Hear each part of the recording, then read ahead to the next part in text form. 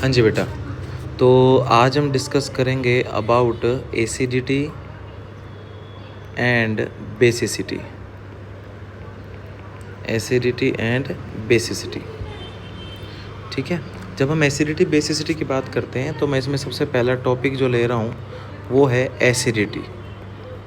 Okay, हम बात कर रहे हैं एसिडिटी की। देखो ज़रा, एसिडिटी होती क्या है। कोई भी एक जो एसिड होगा तो वो H+ देता है। एसिड का मतलब है H+ देने वाला, और ये बनता है। तो ये एसिड है। क्यों एसिड है? क्योंकि इसने क्या दिया है, हमें H+ दिया है। H+ देने के बाद जो बचता है उसको बोलते हैं हम कॉन्जुगेट बेस। उसको बोलेंगे कॉन्जुगेट बेस। तो जो जितने ज़्यादा H+ देगा, ठीक है, जितने ज़्यादा H+ देगा वो उतना ही अच्छा एसिड होता है। इसका कैसे पता लगाया जा सकता है? मान लो कोई भी एसिड है, जब वो H+ देगा तो उससे बनने वाला कंजुगेट बेस, ठीक है, कंजुगेट बेस, अगर तो ये कंजुगेट बेस स्टेबल है, क्या है, स्टेबल है, इसका मतलब ये रिएक्शन कहाँ जाना चाहेगी, फॉरवर्ड डायरेक्शन में जाना चाहेगी, इस तरफ जाना चाहेगी। क्यों? चीज़ कहाँ जाती है हमेशा, स्टेबिलिटी की तरफ। तो अगर रिएक्शन स्टेबिलिटी की तरफ जाएगी तो यहाँ क्या मिलेंगे बेटा, ज़्यादा से ज़्यादा H+ मिलेंगे और एसिडिटी भी क्या हो जाएगी, ज़्यादा हो जाएगी। तो जनरली हमें क्या चेक करना है, हमें चेक करना है एसिडिटी के लिए हम क्या चेक कर लेंगे बेटा, स्टेबिलिटी चेक करेंगे। क्या चेक करेंगे? स्टेबिलिटी किसकी, of conjugate base, stability of conjugate base की, हम ये चीज़ चेक करेंगे, ठीक है। समझ में आया? चलिए मैं एग्जांपल के तौर पे आपको बताता हूँ। जैसे मान लीजिए हमारे पास है HF, HCl, HBr और HI। तो अगर आपसे कोई पूछे इनकी एसिडिटी बताओ तो हमें तो क्या चेक करना है, जब ये H+ दे देगा तो क्या बचेगा, F-। देखो अभी मैंने लिखवाया था ना कि H+ देने के बाद क्या बचता है, A-, ठीक है, A-। तो H+ देने के बाद ये क्या बनेगा बच्चा, ये बनेगा Cl-। ये क्या बनेगा, ब्रोमीन-। ये क्या बनेगा, आयोडीन-। ठीक है। तो जब हम पीरियोडिक टेबल के अंदर, है ना, पीरियोडिक टेबल में अप टू डाउन चलते हैं, पीरियोडिक टेबल में अप टू डाउन जब हम चलते हैं, अप टू डाउन, ठीक है, तो छोटा साइज़ फ्लोरीन का होता है, क्लोरीन का बड़ा साइज़ होता है, ब्रोमीन का और बड़ा साइज़ होता है, और आयोडीन का और बड़ा साइज़ होता है। तो जितना बड़ा साइज़ होगा वो उतना ही स्टेबल नेगेटिव चार्ज रखेगा। तो अब मुझे बताओ इसमें सबसे ज़्यादा स्टेबिलिटी का ऑर्डर अगर मैं आपसे पूछूं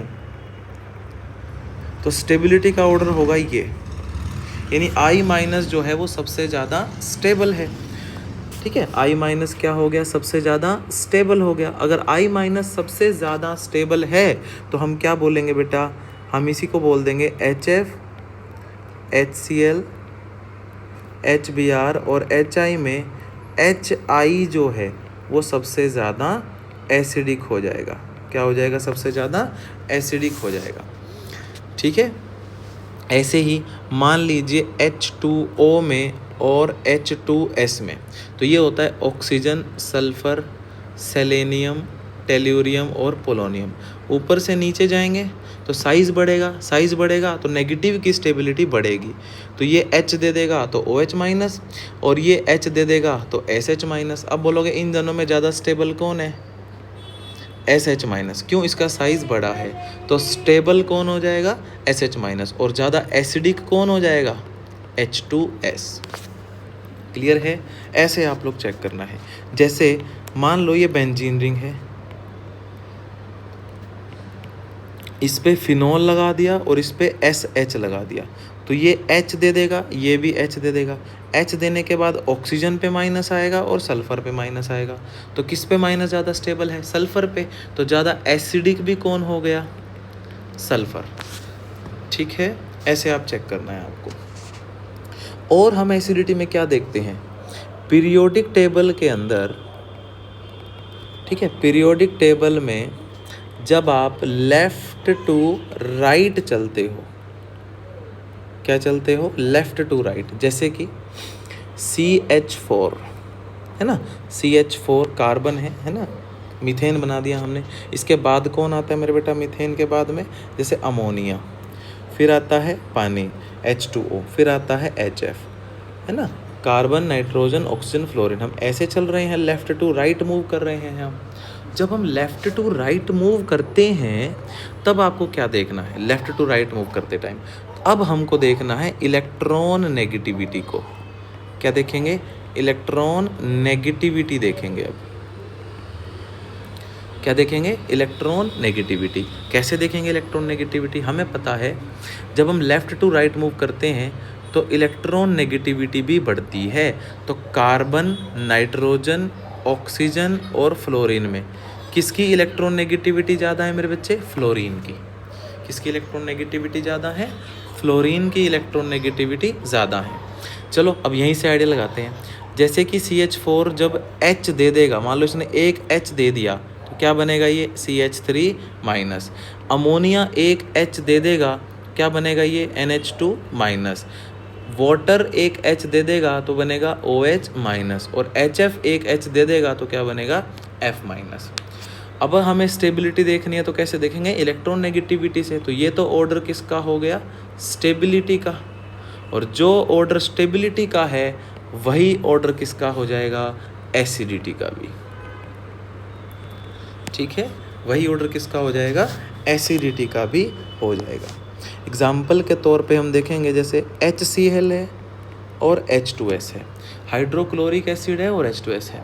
अब क्लोरीन और सल्फर में ये एक ही पीरियड में आते हैं, है ना, ऐसे मूव करते हैं तो इधर सल्फर आता है, इधर क्लोरीन आता है। तो क्लोरीन की इलेक्ट्रॉन नेगेटिविटी ज़्यादा हुई।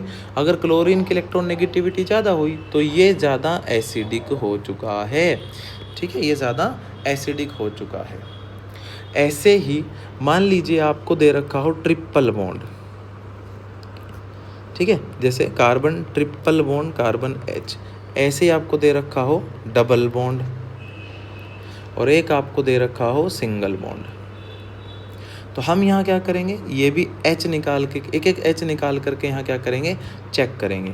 तो यहाँ क्या बन जाएगा बेटा, ट्रिपल बॉन्ड कार्बन पे नेगेटिव, 2H में से एक H चला जाएगा तो यहाँ पे एक नेगेटिव, और जब हम इसकी बात करेंगे तो एक नेगेटिव। तो ध्यान रखना है, ट्रिपल बॉन्ड वाला जो कार्बन होता है, ये ट्रिपल बॉन्ड वाला carbon, that is more electron negative, ये बहुत ज़्यादा इलेक्ट्रॉन नेगेटिव होता है।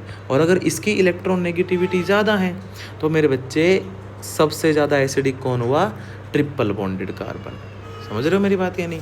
यहाँ एक बात का आप हमेशा ध्यान रखेंगे, हमेशा ध्यान रखेंगे, ये जो ट्रिपल बॉन्डेड कार्बन की इलेक्ट्रॉन नेगेटिविटी होती है, it is more than nitrogen electron negativity. आ रही है मेरी बात समझ में, नाइट्रोजन से भी ज़्यादा इलेक्ट्रॉन नेगेटिव होता है बेटा ट्रिपल बॉन्डेड कार्बन। यानी अगर एक हाइड्रोजन तो चिपका हुआ है किसके साथ में, ट्रिपल बॉन्डेड कार्बन के साथ में, और एक हाइड्रोजन लगा है अमोनिया के साथ में, तो यहाँ से H निकल जाएगा और यहाँ से भी एक H निकालेंगे तो क्या बन जाएगा मेरे बेटा, ये, और एक क्या बन जाएगा, NH2 माइनस। इन दोनों में ज़्यादा इलेक्ट्रॉन नेगेटिव कौन है, ये ट्रिपल बॉन्डेड कार्बन। तो ज़्यादा इलेक्ट्रॉन नेगेटिव तो ज़्यादा स्टेबल, और ज़्यादा स्टेबल जो होता है वही ज़्यादा क्या होता है, एसिडिक होता है H निकालने के बाद। ठीक है, ज़्यादा स्टेबल कौन है, हमें जनरली ये चीज़ चेक करनी होती है। ओके, तो ये था हमारा एसिडिटी बेसिसिटी को समझने के लिए सिर्फ किसका फैक्टर मैंने आपको बताया है, इलेक्ट्रॉन नेगेटिविटी और साइज का फैक्टर ही आपको बताया है। अभी आप इसी फैक्टर को देखेंगे। ओके बेटा।